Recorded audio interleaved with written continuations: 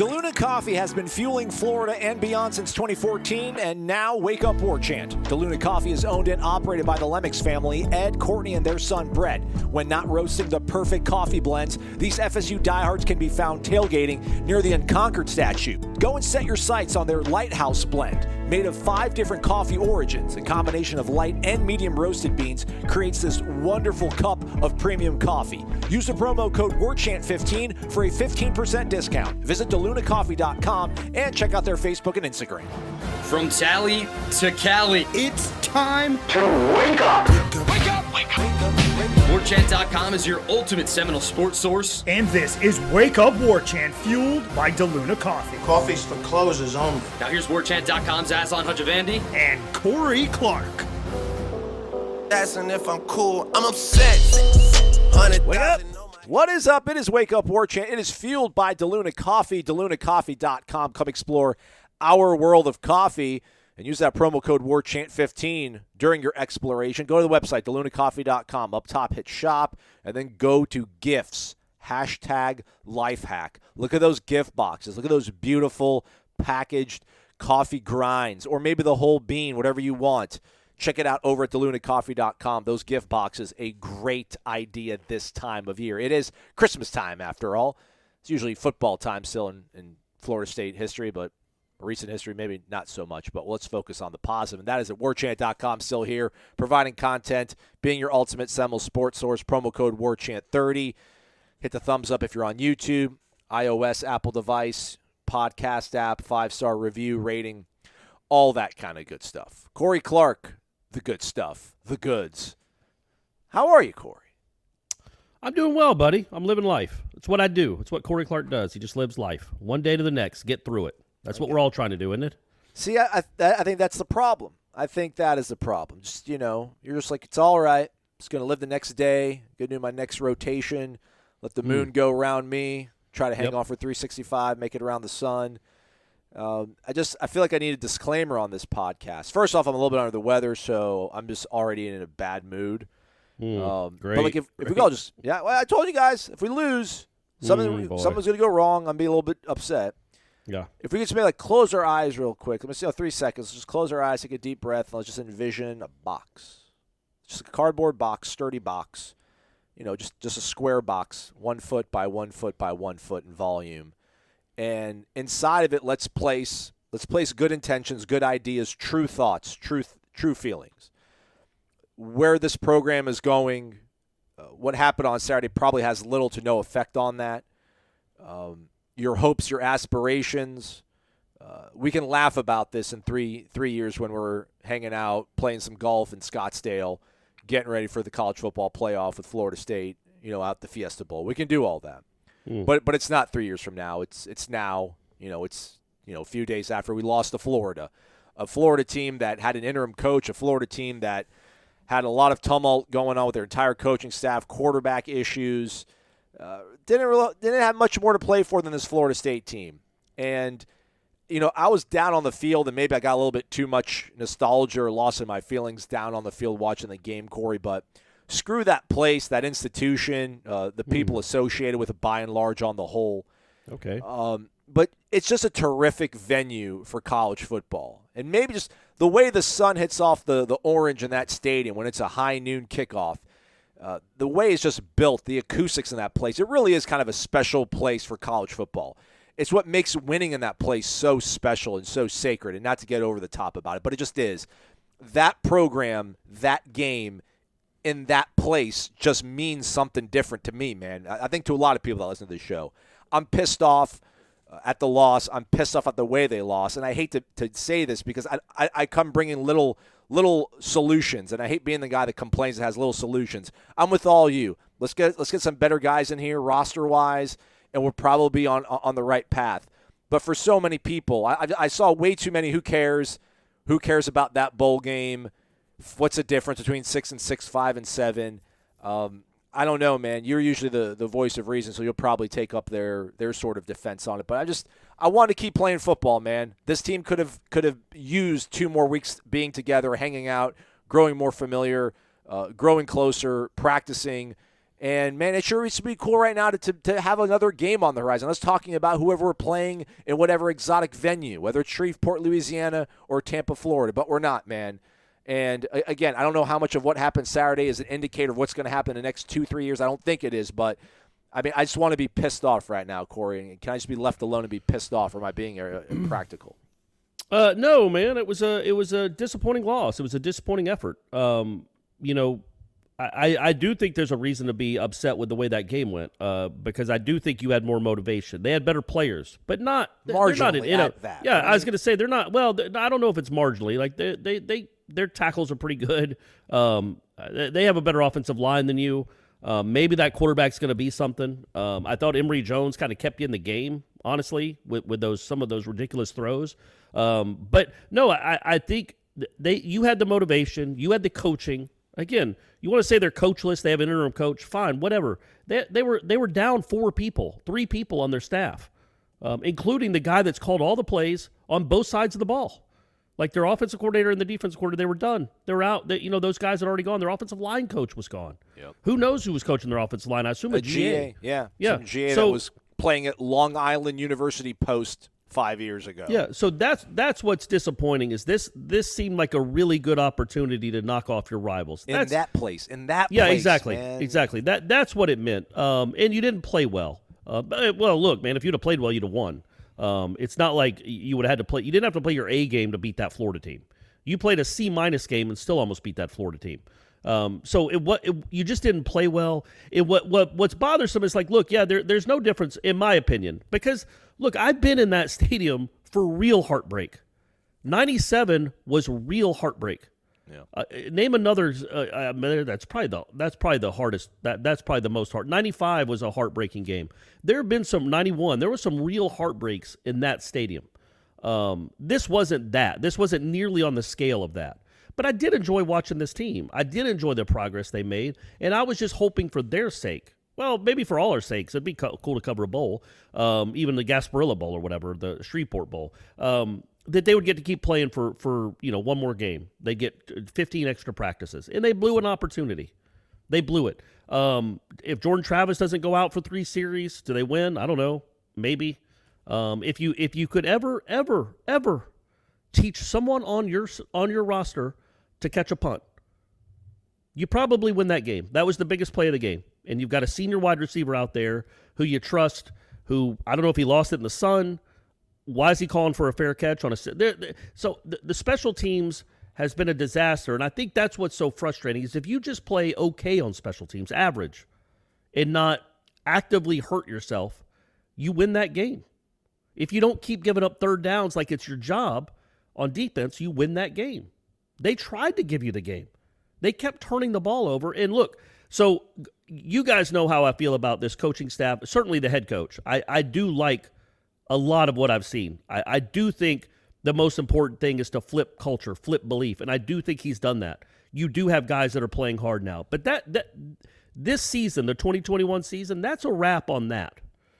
Because I think he is going to bring enough players in here through the portal and through his signing class that they will be on par with most teams, probably better than most teams they play in the ACC.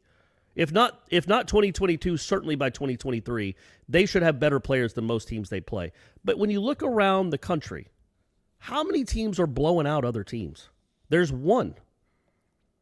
And they play in Athens, Georgia. Everybody else, including that's right, baby. Got a big one this week in Atlanta, folks.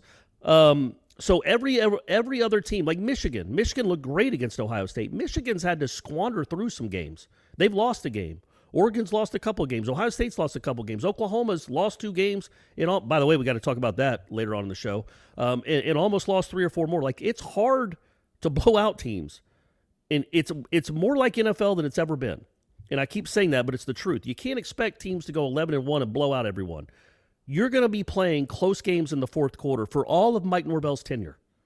No matter how much he loads the roster, from 2022 to 2027, however long he's here, 80% of the games will come down to the fourth quarter. That's just the nature of college football now. It's the nature of the parity of the sport. It's what life is now. That being said, you've got to play situations better. Third down, you are abysmal. You're abysmal on both sides of the ball.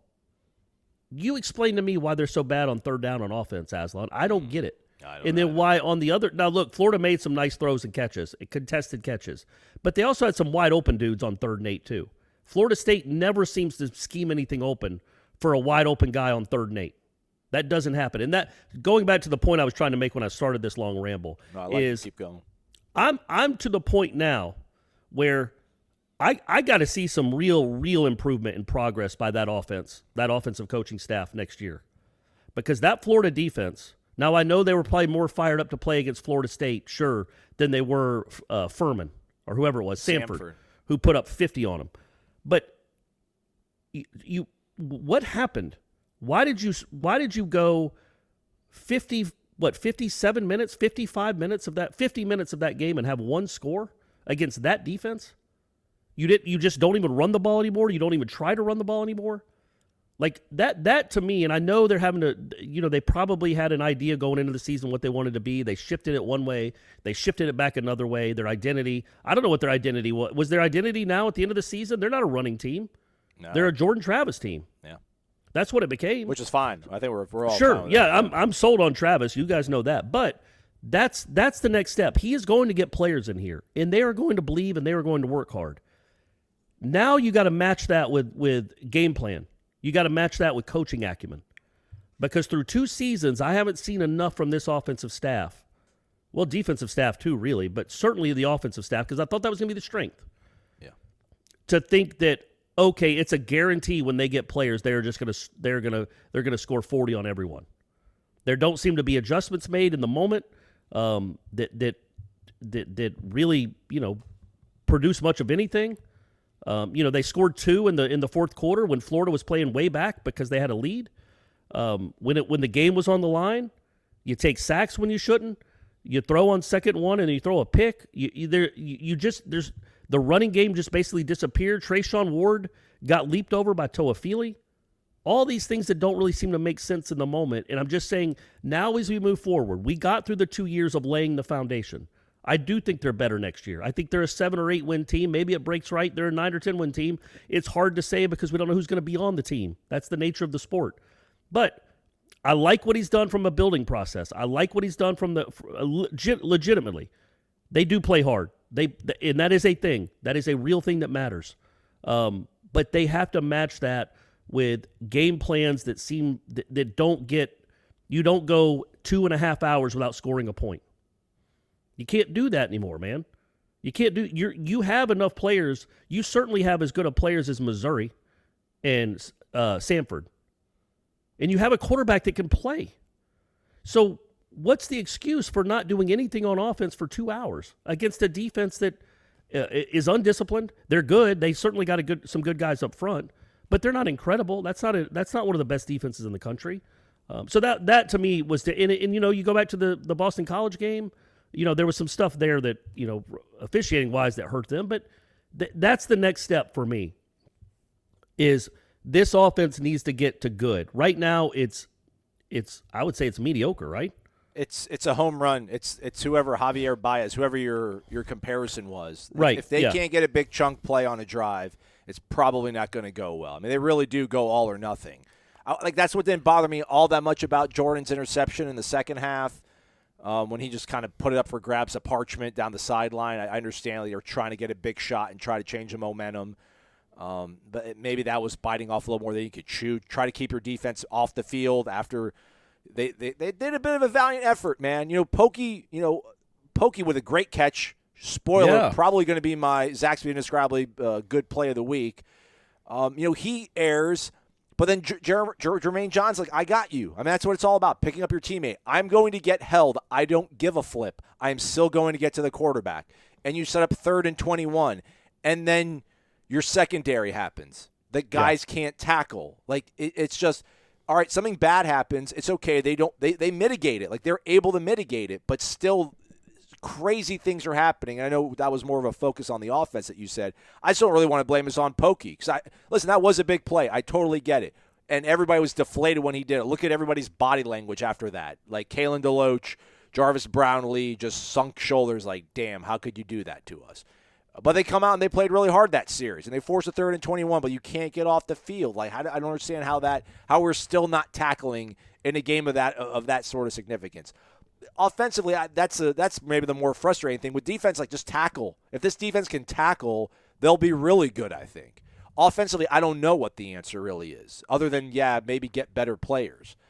Obviously. I mean, the only thing I remember that stood out in my mind, I think it was one of the drives before when they were down 21 to set, or actually it was after Trayshawn Ward. I think it was the possession after Trayshawn Ward's touchdown. Yeah. And they were trying to kind of maybe state their identity, and they ran the ball on first down with 7 minutes left, and you're down by 2 scores, which whatever. But then, like, on second down, they still did run action. They did like a run action pass, and then Jordan got sacked. And then you're looking at 3rd and 15. Clock is running clock is running at that point, and you're still down 2 scores. And you're not going to be able to flip the field position now. Everyone knows what's coming. You just some of that stuff, and I don't know how much of it's that Jordan is that dangerous that even when they know it's 2nd and 9, you're going to throw the ball. That's just a reflex that if you see him crouch down like he's about to hand the ball, if you're still going to bite on it. But I'm standing on the sideline, I'm like, there's no way they're going to bite, and they did it. They do the run action on an obvious passing situation, but. I just, again, man, really frustrating. Again, long-term hopes, aspirations, they're still valid. Again, that was a game that everything's set up for you to win it, and you didn't manage your emotions well. Listen, you wrote a really good column about, hey, man, this is awesome that a coach embraces this rivalry. They wanted to win that game, so nobody give me this. Well, they didn't care either. I guess that should be the real big picture. Is that I really like the way Norvell handled himself after that game. I think that was in terms of him coming off a loss. He always looks so defeated and hurt after a loss, but this was more of kind of like we'll be back. Like I know we're close, so I'm okay with it, I guess, to a certain degree. The clutch shot, the biggest hit. It's time for the Zaxby's Indescribably Good Player of the Week. All right, happy times. Zaxby's Indescribably Good Player of the Week, Play of the Week. Hey, my guy Pokey, what a catch in the swamp. Mossed. I don't know if he's going to be on Monday Night Football for it. No one's going to remember it, unfortunately. No one's going to remember the touchdown because I'm the negative guy, but you're all going to remember that game as the one that Pokey Wilson dropped the punt. I'm not. I'm going to remember it as him making that amazing catch down the sideline with people draped on him. Hell of an effort. Pokey Wilson, my Zaxby Indescribably Good Play of the Week, that catch.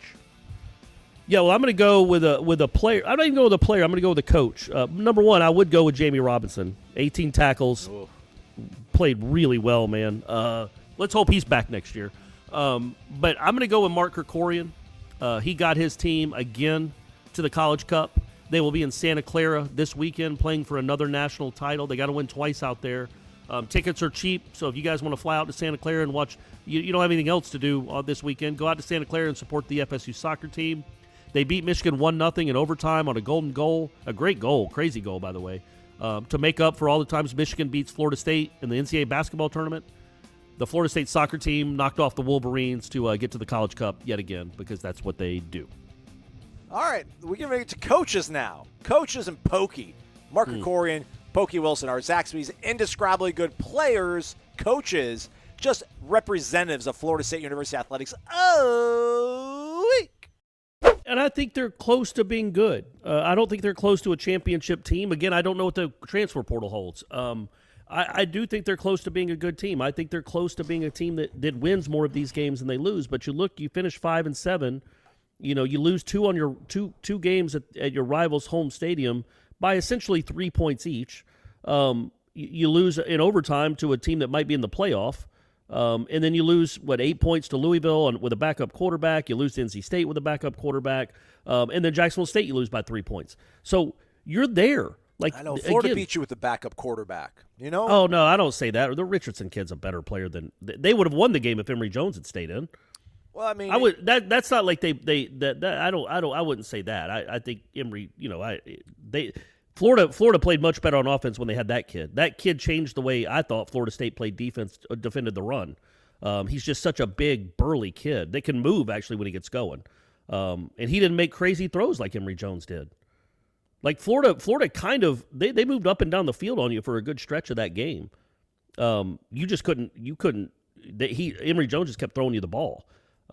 This kid didn't do that. He didn't make the crazy mistakes. But yeah, I mean, I either way, I thought they're close to being right there. Like that's the thing. That's what gives me hope is that they've got everything in place to be a pretty good team next year.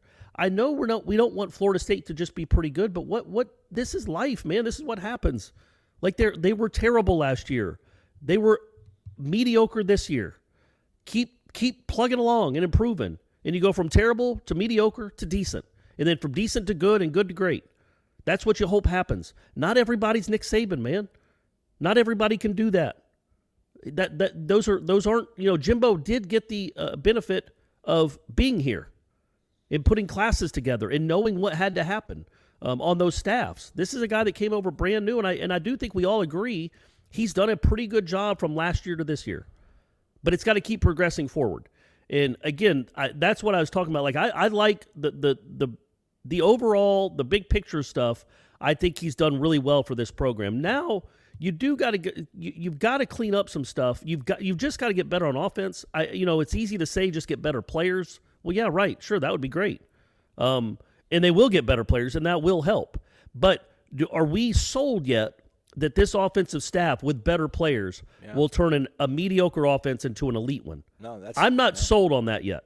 Yeah, no, you're right. I mean, that's all. And I really wasn't. Maybe if they put up 50 in this game, but that wasn't going to happen. But I'm not saying they can't do that. But we haven't seen enough. I've seen enough to know that this program is on solid footing now. It's a solid foundation. This guy will have them competitive for years. Will they be elite? Will they be able to contend for championships? That's something that obviously we don't know yet. It's too early to know. Well, just, obviously we want better players, but Ja'Kai Douglas gets open against Miami and breaks that game open to give you the opportunity to have that fourth down conversion that Andrew Parcher makes a good catch on. Ja'Kai Douglas, I think, had a big catch against Notre Dame. He had one of the catches on that, on that final scoring drive on a second or third and long across the middle that got reviewed, like everything that got reviewed. So, and we mentioned that they're not scheming a lot of things open on third down. So, like a guy like Ja'Kai Douglas, he's getting open and making catches. Pokey, again, no one's going to confuse Pokey for Peter Warwick, but maybe this is probably a bad episode to really kind of try to take up for Pokey after he makes that flub on the punt return. Right. But, man, that one-handed catch he made, the touchdown catch in the tight zone, red zone there, I mean, that's a good – so they're not exactly – no one's confusing these guys with the Fab Five or the Fab Four. What is it, 5, 4? How many receivers do we have? Four, buddy. You're thinking of Michigan, Fab Five at Michigan. Shout out my guy, Jim Harbaugh. So happy for you, Jim. Get back to me, man. I've been calling you all day. But yeah, man, listen, they'll get better players, but at the same time, they're not actually rolling out there with a JV squad either. They got guys that can make plays. Put them in some better situations. Figure out, don't come out so cold. Again, you really can't say they come out cold in that game. Obviously, losing your quarterback is kind of throw everything up in the air, but again, it's a bit of a frustrating thing to watch. Lane Kiffin just did, and Ole Miss made them their first 10-win regular season, I think, ever. Dave Aranda's got Baylor second season playing in the Big 12 championship game. Mel Tucker, although I don't know, maybe that's not a good. I mean, golly, got $90 million. I wouldn't want to pay $90 million for that. I mean, there's some other guys that took over some bad situations in the middle of a COVID year that have kind of figured out a way around things. And I know you're not using that as an excuse or anything, but there is some, we can be a little bit impatient. We can be practical and impatient at the same time, I think. And I've just never subscribed to this whole give it like a 4-year ramp up. Sometimes these things do twist and flip on a dime, and I just maybe a year of Jordan Travis knowing he's the guy and that sort of confidence, maybe that will be enough. I hope so. I don't want to wait 2 more years, man. I think it's a larger. This is a bigger picture on the sport, man. I almost cursed right there. Like this is look at what this sport is now. Like look at, what's Miami going to do? Are they keeping him? I mean, they might legitimately keep him. Like what else are they going to do? And then Florida, Florida keeps flipping it. And we all know they made the hire Napier. Well, we maybe don't know, but they hired is it just University of Louisiana now, right? It's not Lafayette anymore. They've successfully bullied themselves into being the University of Louisiana. Good for them. They succeeded from the city of Lafayette. Yeah. And now it's just a state school. Yeah. So they hired Billy Napier, who was at Florida State, if you all remember his tenure at Florida State for about, I think, 10 to 12 days. before Alabama hired him away. So he's now the University of Florida head coach. Well, look, man, look what Florida's done. And I'm not saying clearly Muschamp wasn't the right guy. Maybe McElwain wasn't the right guy. But is Florida any better now than they were 10 years ago when they started all this? Like, no, but they're trying. I mean, I don't want to. But they're just spinning their. Aren't you they're supposed spinning to their try, wheels? Though? But then what's the answer? Like, you keep rolling it with Ryan with Dan Mullen, you keep riding with Jim McElwain, you just hope that they're going to find like a transcendent quarterback. I mean, Kyle Trask was close. But every time that Florida has a bad season, they fire a coach. And I don't know that that's the way this works. Like, I just don't. I'm not saying it doesn't. Like, yeah, keep trying, keep shooting for the stars, but you keep resetting your program over and over and over again. Now, what I will say this, I wasn't the biggest fan of Mark Richt, and they clearly made the right decision after 15 years. But, man, Mark Richt's last 10 years at Georgia were better than Florida's 10 years in between Meyer and what they have now, right? Like, the constant turnover and turmoil, I don't think is good. It isn't typically good for programs. It just isn't. And so my point being, if we project ahead, Norvell goes 7 wins, 8 wins the next 2 years. Who are you going to go get that's a guarantee better than what you have now? With the money you can spend.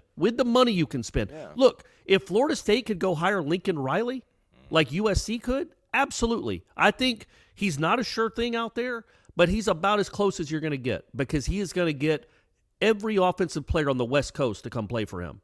And he might take kids from Oklahoma with him. I don't know. That's the kid that's at Oklahoma with him right now, that Caleb Williams, because they're from Washington, D.C. If that kid would go to Norman, Oklahoma to play for him, he'll go to USC. Yeah. And I'm telling you what, that's another thing. I was talking to one of my buddies about this. Like, that's the way college football is now. That is going to be something that is going to be a part of the sport now. Not only will a coach leave and take recruits with him, he's going to take current players with him. And that is going to be a scourge on the sport, but it is what it is. Like, Oklahoma might not have just lost their head coach. They might have just lost, I don't know, their quarterback, 2 of their best linemen, 2 receivers, a running back. Like, they all can go with their head coach now. And, man, you talk about being treated like a traitor just for leaving. Imagine if Jimbo had left and taken Cam Akers with him. And he would have done it. Like, if he could have done it, he would have done it. If Cam Akers would be like, yeah, I can go play at A&M right now. I'm eligible. Like, so this is something to watch moving forward. It's just part of it's a byproduct of where the sport is now. But overall, my point is, like, Miami and Florida, Miami's not any better than it's been in 20 years. And I'm not saying you just stick with the same guy, but stability does help more often than it doesn't in college football. Now, if you know for sure that Norvell's never going to win a championship, he can't do it. And I'm not, again, man. No, and I know you're not saying that. It's on the box. We're good. Yeah, I know you're not saying that. But even next year, if it's not up to what we want, if they don't win 8 games or if they don't win 10 games, they get blown out once or twice, they go 8-4 again. I don't know that we're going to be sitting there going, oh, man, he's on the hot seat, he's got to go. Because, number one, he's in the middle of building something, and there's no guarantee it's going to be better. And if you believe in him, you believe in him. Yeah. And I think they do believe in him. I think you and I probably believe in him more than we don't. And I just – the way this sport has become, I don't know that Florida State fishes in that pond that USC and Florida do. I just don't. I don't know that Florida State can afford to go fire guys and pay more buyouts and go. They're not going to get a Power 5 coach. There's no Lincoln Riley that's coming to Tallahassee. So you have to go get another Group of 5 coach and take a shot. And there aren't any guarantees. If Brent Venables wants to come, sure, make room for him. By the way, how about Venables to Oklahoma, Aslan? Should we start it now? Should we start Look, it? I've just heard from sources. I have a lot of friends in Clemson and a lot of people in the know up there. I'm hearing he wants to go to Norman. I mean, I think he's sick. Don't be a coward, Brent. Go on your own, finally. For heaven's sake, Brent. Stop hiding behind Dabo. Don't you want to accomplish something in your life? Yeah. You're just going to stand in the shadows your whole life? I mean, come on, man. You're like the guy that sang for Milli Vanilli. Like, quit letting Dabo take credit for all your work, man. Why don't you go out on your own? See if you can do something. Go to Oklahoma. Oh, you scared of the big bad SEC? Ooh, you want to stay in? Oh, you get to play Wake and Syracuse and a down Florida State, so you're going to stay in Clemson forever and just be a second fiddle? big baby. Anyway, so I'm hearing that Venables is probably a done deal to Oklahoma.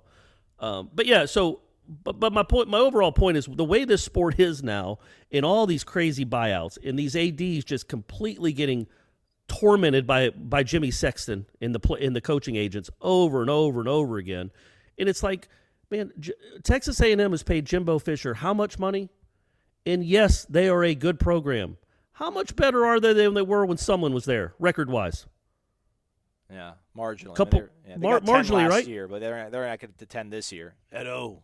They thinking about firing him? Have fun with that one, Jimbo. Try to Yeah, my he job. just lost to a guy that's not a coach anymore. Yeah. But is A&M going to fire Jimbo? No, He's not living up to the reputation. He's not living up to what they wanted. But the bones of that program are pretty good, and you hope maybe he catches lightning in a bottle like he did here. And that was my overall point. Is like I think Norvell can get you. It's like I'll use Leonard Hamilton. I use this example a lot, but he had established a program that for those years where they weren't going to the tournament, they were still competitive. They were still good. They were not an embarrassment. They were not completely lacking in things. They just, a little unlucky late in games, not great players, but decent players. And just, they were close. And then all of a sudden he catches lightning in a bottle. They go to the NCAA whatever tournament now 4 years in a row, and he had a legitimate national championship caliber team. And that can happen in football too. You're competitive, you build it the right way, you stand for the right things, and if you can catch lightning in a bottle, you might contend for a championship, but you'll always be in the conversation of a top 20, top 15 program. And I'm just at the point now with this sport, man, that's all you can ask. Look, how much do we think USC paid for we know the rumors of Lincoln Riley going to LSU for like $12 million was what the rumor was that they were going to offer him. Jeez. How much they paying Mike Norvell? Lincoln Riley or Mike Norvell? No, how much is Florida State paying Mike Norvell? Like 3.5? 4 and change, I think. No, he's at 4. He's above 4. Because Willie was making 5, and I was like, man, he's taking a pay cut. That's crazy. Like, way to bet on yourself. So it's like you have to be like the Tampa Rays with LSU, Alabama, Clemson even really, but if you want to just stick with SEC and like USC and Big Ten schools, you're competing with schools that spend so much more money than you. It's like you're the Rays and they're the Yankees. But most teams that don't spend money in Major League Baseball aren't the Rays. The Rays are an incredibly run franchise. It's hard. I mean, it's how is the Florida States of the world, Georgia Techs, how are they supposed to compete with a program that's paying $12 million for a head coach when you pay $4 million?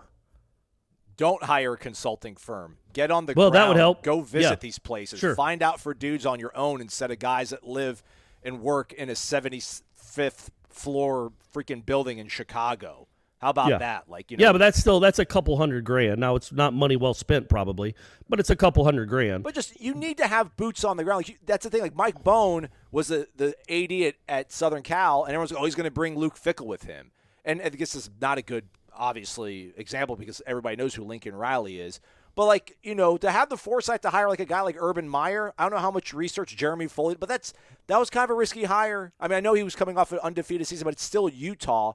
And there are guys out that are coaching places, and you hope that Billy Napier isn't one of them, and you hope that Mike Norvell is, that are kind of, not under the radar. You've heard of these guys. They've done some pretty good things at lesser places. But you hope that that's the lightning in the bottle these days. It used to be get a quarterback. Now it's, if you don't have the money, man, you do have to find a guy in that group of 5 level that you just think, all right, man, he's good. He's either sound as hell on one side of the ball or just has a really good vision and he has charisma to where he can recruit well and guys will want to come coach for him. Which I think Norvell, at least the coaching part, we like a lot of these assistant coaches. We like Alex Atkins, we like David Johnson. Although David Johnson left a good situation to come coach for Mike Norvell. So you hope that these things sort of, start paying off. Right. Again, for me, I just hope they start paying off sooner than later, man. I just hope they I'm with you. And it's not like I'm excited about the prospect of another 6-6-ish season, which next year could be. I don't like it. Trust me, if we had this show back in 2013, that would have been so much fun. It'd have been a party every day. It'd have been a party every day on this show with that 13 team. And I'm not saying that Mike Norvell is above reproach, man. Like the special teams are a joke. His offense is bad, at least not good. It's the opposite of good. His third down offense is horrid. and his special teams are awful. So he's got plenty of proving to do. I'm not saying that he's a guaranteed success. But what I've learned, what I think we've all learned over the last 15 years, there ain't any guaranteed successes when it comes to coaching hires. Just look at this state over the last decade, the last 2 decades. When you put Florida State, and Miami in the coaching hires they've made, Florida State knocked one out of the park with Jimbo. Miami has just done nothing but ground out to short. Florida knocked one out of the park with Urban, and then has struck out every other time. I would say Mullen was a strikeout. He was like a pop-up. He was a kind of a fly ball to medium right field. Loud out. Long out. Loud out. Yeah, he was a loud out. He kind of came in with a lot of gusto, had a great couple seasons, and then just is gone. So you look at, like, it's hard to make these hires. There's nothing guaranteed. Muschamp, McElwain, Mullen, all the guys at Miami. None of them have been good. I mean, look, Scott Frost at Nebraska. I know you're trying to keep it centric to Florida, but everything, like Jim Harbaugh at Michigan, maybe it's finally starting to pay off. I hope it does for their own good. Don't you think? But how could that have gone wrong? And it really hasn't gone all that right, though. But it hasn't. When you look at what Michigan had been since their championship with Woodson, I think Harbaugh's a perfect example. Like they're one win away. Yeah. They're 1 win away. 16 they got hosed. I'm sorry, they got hosed. I can't believe they didn't measure that. That 4th and 1 wasn't even measured. That they gave Ohio State the first out on that. Crazy. If I was a Michigan fan, I would carry the rest of my life. But carry on. And then they were forced to play a football game without Jabril Peppers, which I'm still mad at the NCAA for. I can't believe it. Like, I thought that Orange Bowl should have been canceled. There's an asterisk next to it. I hope you know that. Oh, it better be. I mean, Jabril Peppers, are you kidding me? I know you're going to say Florida State didn't have Derwin James. Whatever. Who's Derwin James? Exactly. We're talking about Jabril frickin' Peppers, guys. But I think Harbaugh is a perfect example of that. He had Michigan on solid ground. They would always lose to Ohio State. A couple years I think they won 9 games. A couple years they won 6, maybe less than that. But they were always pretty good. And now here he is in year 7, 1 win over Iowa away from being in the playoff. Like that to me, now he's getting paid more money than Norvell is, but I think that to me is like that. I think that's the recipe moving forward, unless Norvell just falls off. Like, look, I'm not saying if he goes 2-10, you got to stick around. 2-10 and the team quits, and there's a lot of people that transfer out. Okay, you got problems. But if it keeps going in the trajectory it's going, and it's just not going as fast as we want, I don't think it behooves anyone to just make rash decisions, especially when you don't have anybody lined up that is better. If Nick Saban says he wants to finish his career in Tallahassee, you pack Norvell's house tomorrow. Or you tell him Nick's moving in. Like, you got to be out of house by January. Like, you got till January because he's going to be playing. Well, no.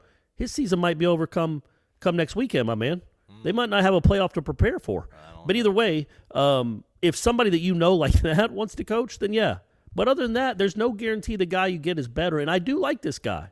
I do truly like what this guy is about. And I like what he's done to this program.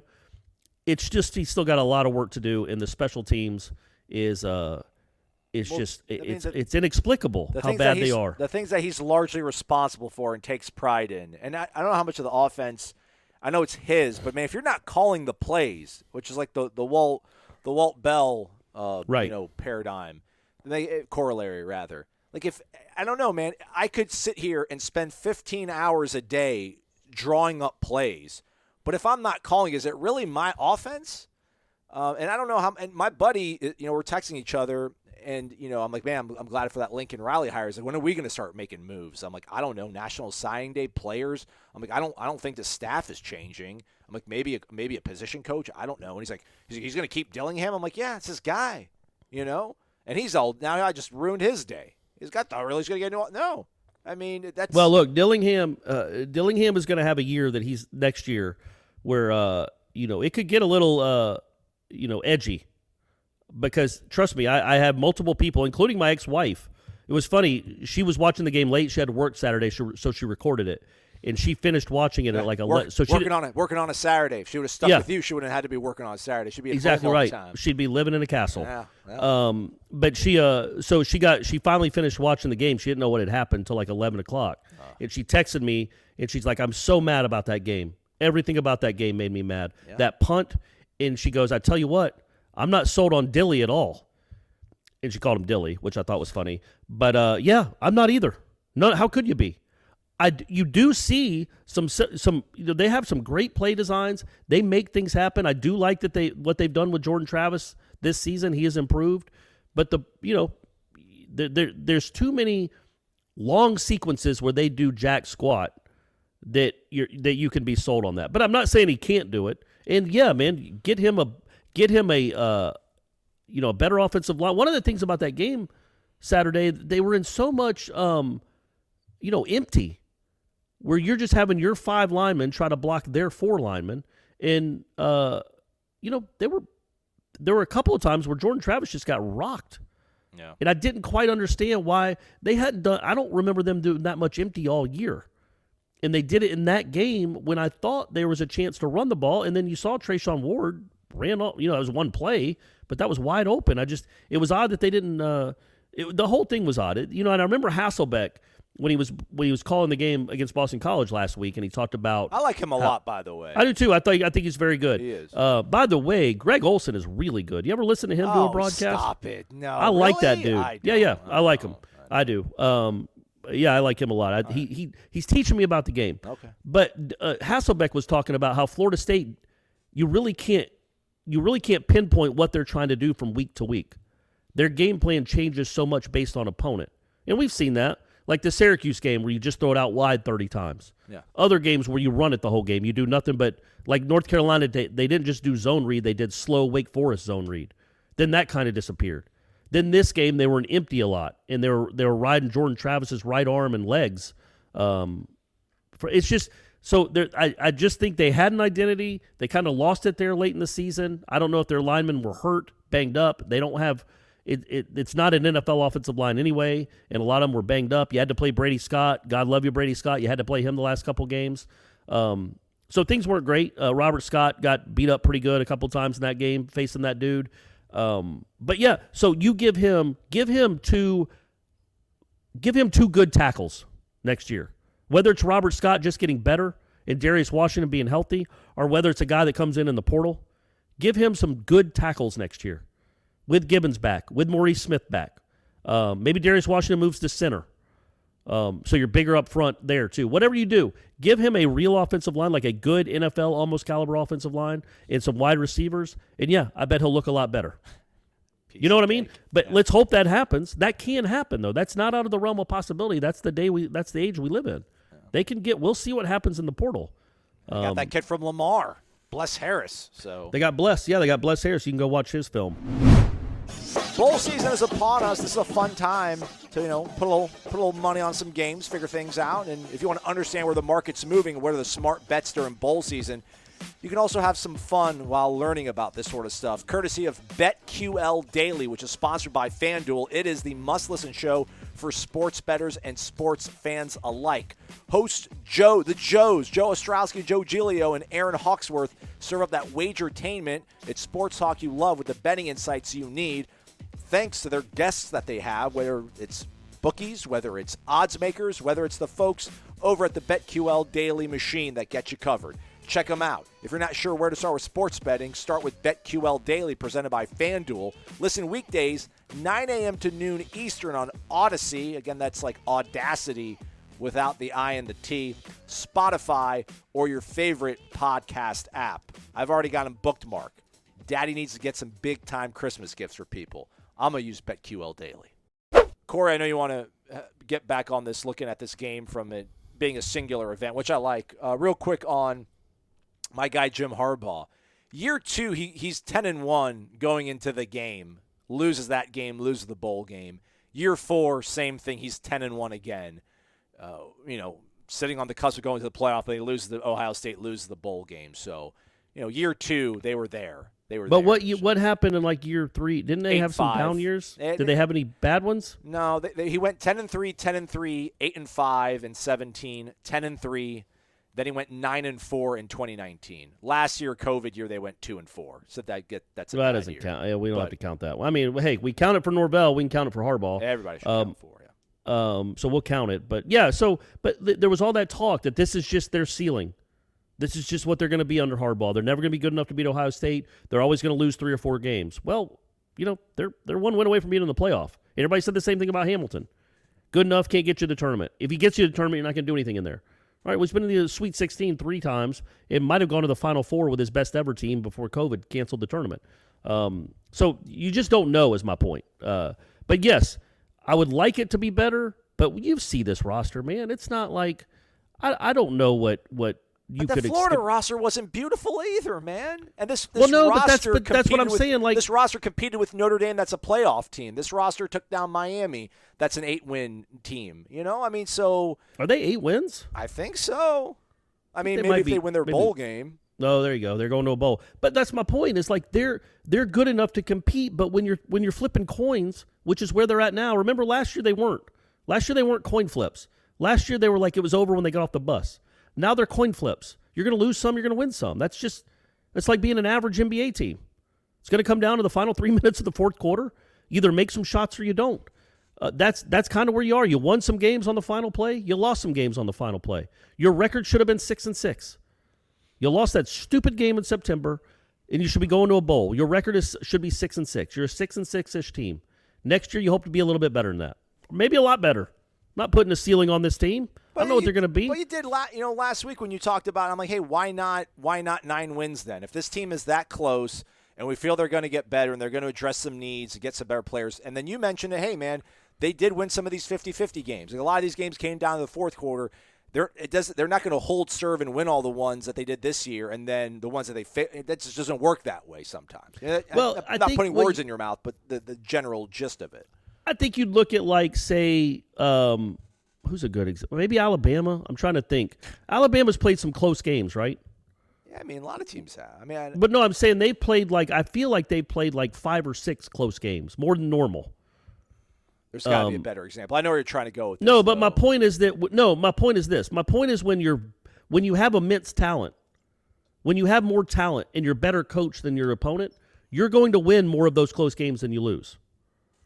So Alabama plays 5 close games. They've won 80% of them. Florida State plays 9-10 close games. They lose 60% of them. But when you load your roster with better players and you hopefully coach them better, those close losses start turning into close wins more often than not. Again, everybody plays close games except one team. So anyway, I don't know. And it's like Auburn. Like, if that kid doesn't run out of bounds, or if dummy head coach decides to go for 2 at the end of the first overtime, like he should have, it just makes no sense that he didn't do that. Auburn wins that game. And they finish with a great win as it is. What are they, 6-6? I think Auburn. I don't think Auburn hates that coach. Just because my point is, I don't really have a point other than that's year one, man. I mean, let's. But my point is that when you're in close games, you've got to get your roster and your coaching to a point. You got to coach situations better. Your players got to play situations better, and that means special teams and third down. For heaven's sake, get better at both of those. But if they do, and that can help with better players, right?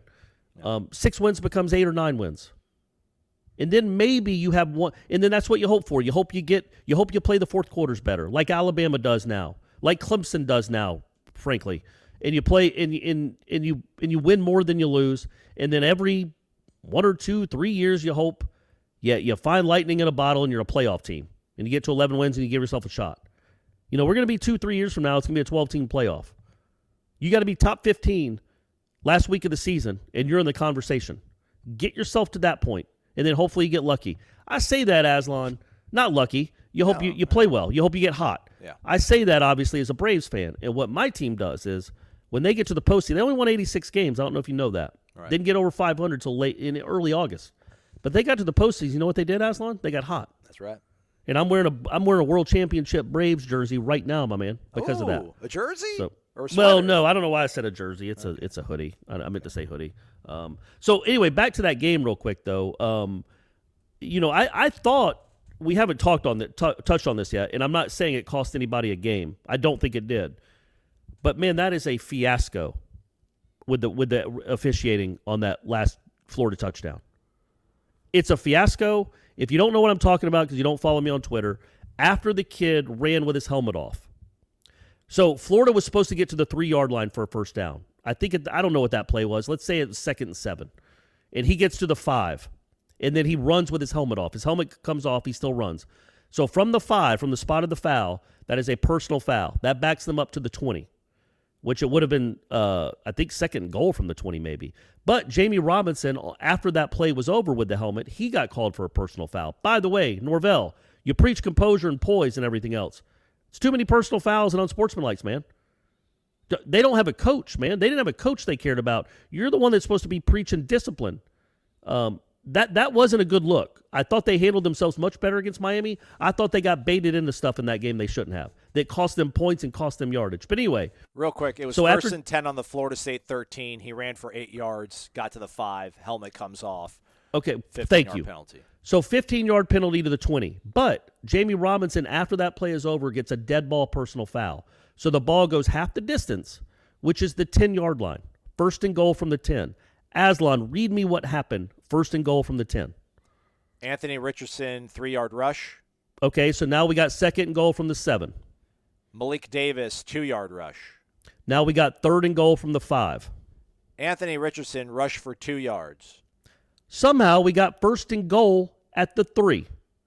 So remember, it's third and goal at the 5. It's third and goal at the 5. The kid runs for 2 yards. Referee signals first down because the yard marker that was still on the 3-yard line had not been moved from the initial start of the drive.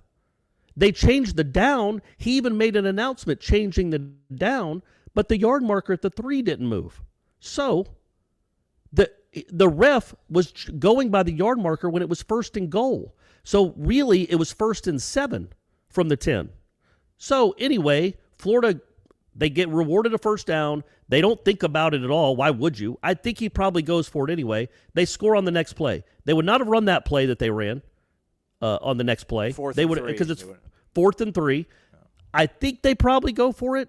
Don't you think that's the right thing to do? Fourth quarter, even if you don't get it, Florida State has to go 97 yards. They haven't done anything all day. You're up 10. You have a chance to go up 17 to put it away. I think it's worth it. I think it's it was much what Norvell was thinking against Jacksonville State. Same exact situation, actually.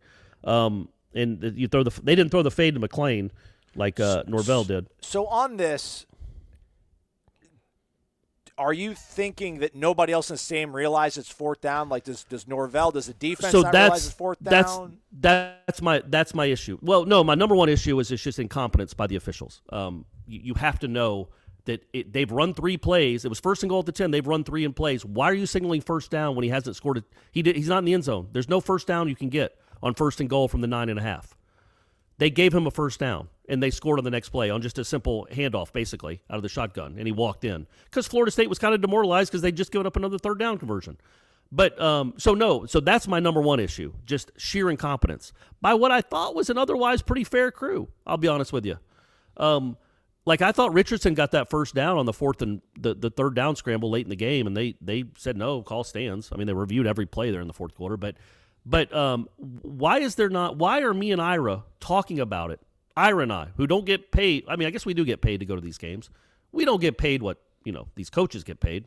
Not to get y'all in my business, but why are we having a conversation? We literally talked about it for 3 straight minutes as that was still happening. Why are we talking about it? Why do I know that that's completely wrong? That yard, because the other yard marker under the press box on the Florida sideline, they had pulled it off. Those guys knew what they were doing. It was first and goal. So they had pulled that little orange thing off the field. But the other sideline on the Florida State sideline, the one the referee, I guess, was looking at, had not. But why are me and Ira having a 3 and 4 minute conversation about it? Nobody on the Florida State coaching staff has noticed this. Nobody. That's what I'm talking about when it comes to game kind of management, game control type stuff. Game control, we hadn't heard that in a while. That's like, I blame the officials more than I blame Florida. I know you're in the heat of a game. You're trying to get a stop. But why does Adam Fuller not understand, wait, this is fourth down? But here's the thing. So Adam Fuller might have thought it was. You say that, but Kalen DeLoach is holding up his fist. So he knew it was fourth down. All right. So the referee does signal first down, but I don't even know if his mic was on when he did it. I have this muted right now. You saw it, but see, he makes the hand gesture, but I don't know who's looking at him, man. Everybody's looking at the sideline or their hands are on their hips. No one's looking at that dude. So what I would have loved to have seen happen, and it didn't happen, is what if he gets stuffed on that first down run? What if he gets stuffed on that first down run? He didn't. But if he did, what happens? Florida State, I guess Deloach runs off the field like they made a stop. But then the referee's going to be like, no, that was first down. And then there's going to be another 10-minute conversation like, no, because Florida would rightly say, no, wait, he stuffed us, but you just signaled first down. This is second down. I wouldn't have called that play if it was first down, which I don't think he would have. And Florida State would have played that play harder, I think. But yeah, I think Florida saw him. I don't know if Florida State defenders saw him signal first down. I know the guy in the crowd, the PA guy, said first down Gators, and everybody cheered. And I know that the referee signaled first down, and so the Florida coaches certainly saw him signal first down. But anyway, it's not like it cost them the game. I'm not saying that. But what if they do decide to kick a field goal, man? 20-7 is a lot different than 24-7, and you finish with 21 points. Well, if you get down in the second quarter and you kick a field goal, maybe it's a 24-24 game as well. Too. Well, so that too, yeah. But I'm more just mad at the officiating in that spot, but I'm also upset a little bit at Florida State. Like, why are y'all not seeing this? Like, why are y'all not seeing that they've awarded him a first down when it's 4th and goal? Call a timeout. Get this squared away. This is the game is over almost if they score right here. Figure this out. So that maybe figure out, like, that's why I was talking to Ira afterwards, is like maybe it's just GAs in the box in Dillingham, and like GAs don't think that maybe they can talk up on the mic in a spot like that and be like, hey, this is 4th down. This is 4th down. What are they doing? This is 4th down. Like maybe who's up in the box that Norvell listens to? Who's watching the game from a game management stance that says, no, you've gotten this wrong. Oh yeah, it's 4th and 59. Back your safeties up. Who's in the box that he listens to and trusts? That's like a voice of God in those moments that he intuitively trusts and says, okay, yeah, I need to. He's right. I need to figure out what's going on here. Or Adam, back everybody up. It's Jacksonville State. They don't have a kicker. By the way, I looked that kicker up. His longest field goal this year was like 42 yards. The one they were worried about, throwing it 30 yards and getting off a 50-yarder to tie it. But anyway, we don't need to relitigate Jacksonville State. So anyway, it was just frustrating, that whole thing, mainly about the officials, but also you would have liked somebody on the coaching staff to realize what was going on.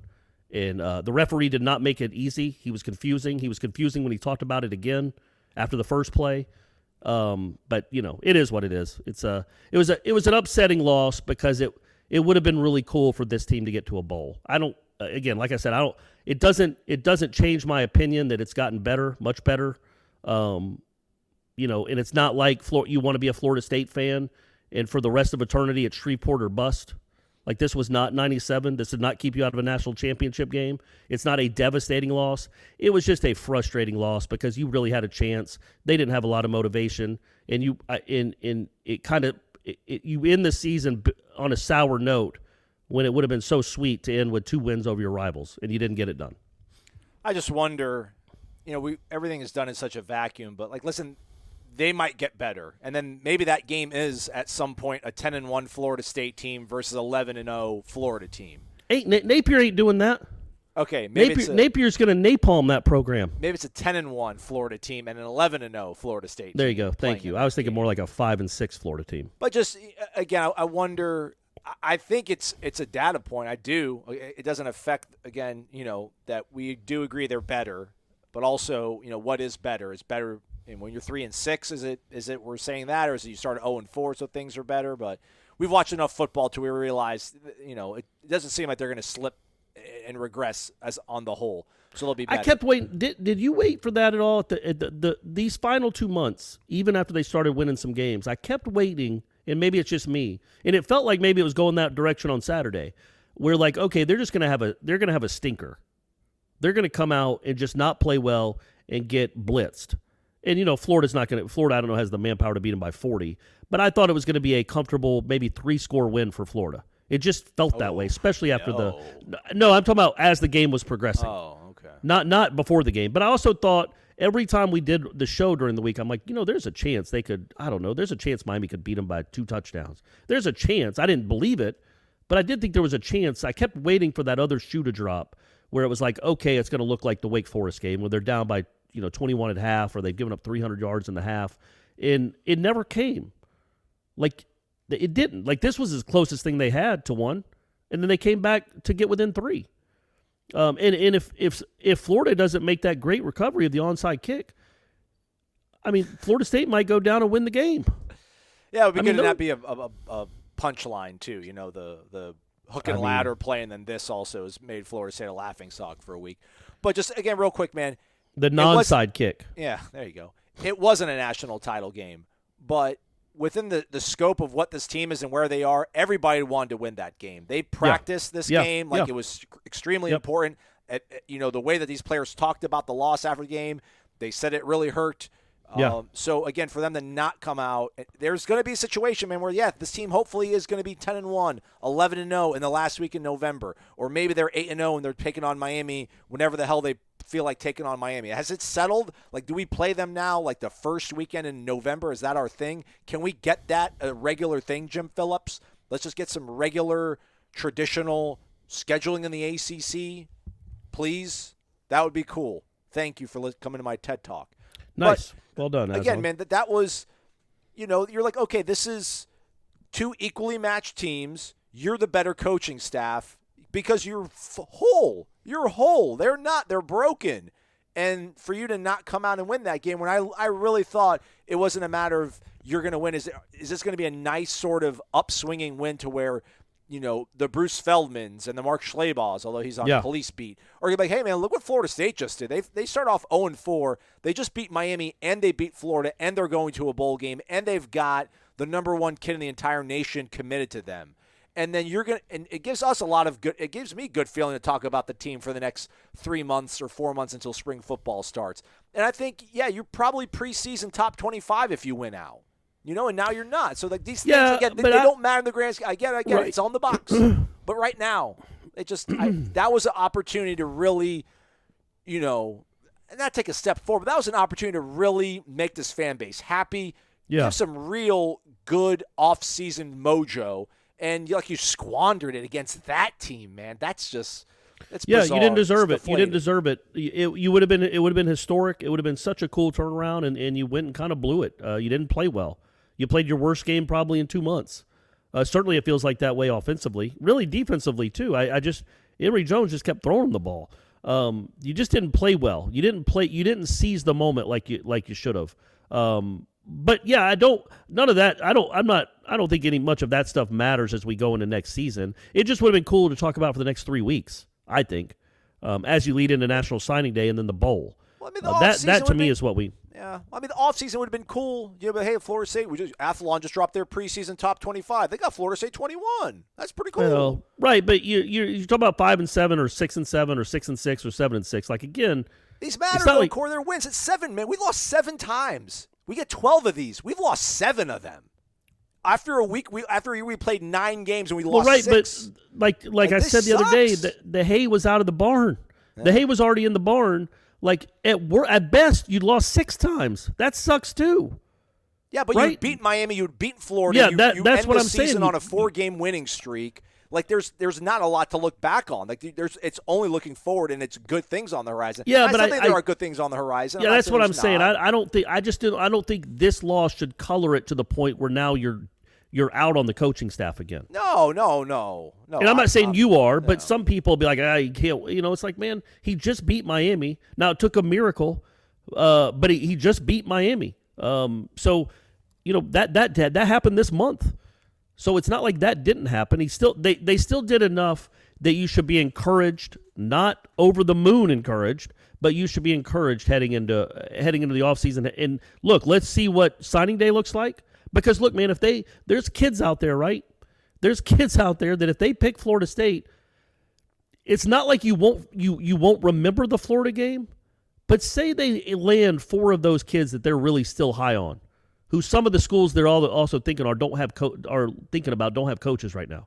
Say they land 3 or 4 of those big kids. Say they finish with the number 9 recruiting class in the country, including the number 1 overall player. You're going to feel pretty darn good heading into spring practice either way. Compared to where you felt this time last year, when you're like, what was that? That was disgusting. Don't have a quarterback. Well, here comes Mackenzie Milton. Maybe he's a savior. You're on more solid footing. And before we go, we got to talk about the guy who lives in Atlanta in Tallahassee, not the guy that lives in Ocala, not the guy that lives in Clearwater, not the guy that lives in Orlando. Well, right. That's a deal with these people on a day-to-day basis. Well, right, and I get that. It's a bummer. It is a bummer. It's a bummer you lost the game. Rivalry games, man. Yeah. Like this, hey, what do you want him to win all of them? He won one. Come on, man. Come on. He got beat 52-10 last year by the Canes, then went out and put a whooping on them this year. Wasn't even close. It's barely competitive. But yeah, I wanted to get, before we stopped, I think that was my favorite Jordan Travis game of his career. In that, because that place, you were down there, Aslan, they showed up. I did not expect there to be that many Florida fans, because I'm telling you, at 11:45, you wouldn't know, but 11:45 in that stadium, it was like 60% full. It was not loud. It didn't seem like it was going to be loud. It kind of reminded me of the 17 crowd, because they weren't into that game at all. But then, yeah, they were kind of into the game. It was a good venue. It wasn't like Fever Pitch Swamp, but it was a lot of people. It was probably 75,000 people. It was a rivalry game. He hurt his shoulder. He MJ Walkered it and came back, but he hurt his shoulder. And for him to play like that in that environment, when basically he was it, he was the offense. Man, I thought that was my favorite game that he's played. I thought he made some great throws. He ran well. I think if he hadn't hurt his shoulder, he would have run better. But there were obviously some times where he decided to take it out of bounds or avoid some contact because it hurt every time he got tackled. But I think as you're moving forward with the quarterback, this kid believes in himself now. His teammates believe in him. I think most of the fan base, probably not all, you're not all going to be sold. He's certainly better than the alternatives they got now. Most of the fan base believes in him. And, that toughness matters, man. Like, think about the fans he made on his own sideline. When he goes out of the game, and then Mackenzie Milton comes in, and I don't even know how to describe what happened there. The bad snap was even worse. The drop snap was as painful as the interception. Like, that killed the drive. They had 1st and 10 on Florida's side of the field. And then he drops a snap right in the helmet that they lose 16 yards, drives over. And then he throws that crazy interception where he looks like he's Dansby Swanson turning a double play, just throwing it from his hip to the Florida guy. But for the Florida State team to see that, what it looked like with Mackenzie Milton, what it looked like with Tate, thanks again to a Parchment OPI, who I had to have led the country this year in OPIs. For him to come out of that locker room with his shoulder was you saw how his arm was. He was hanging down, looked like he had separated it. They don't talk about injuries. We don't know what happened. Certainly something happened to his shoulder. Went back. He had the same thing against Georgia Tech last year in game 1. Go look at it. Go look at the replay. In the fourth quarter, his arm, he had dead arm on that same thing. Oh, really? Carry on. So he goes and comes back out, starts making throws, starts running around, shows toughness, immense toughness, like the toughness that you can rally behind. And I think that matters moving forward, man. I think this team thinks they have their quarterback now. I think they have their quarterback, but that's a big moment for him. I know they lost, but for him to throw for 200, run for 100, and in that environment, down in the fourth quarter, man, he was good, man. He was good, and I think he made some believers out. If they weren't already believers out of his own teammates, the guys that have been playing hurt all season, and they see him get hurt and go to the locker room, and then Mackenzie Milton comes in and looks like he's never played the sport, and we're like, man, we're going to get blown out. God, I wish Jordan would come. I wish Jordan wasn't hurt. And then here comes Jordan, and he actually goes and plays.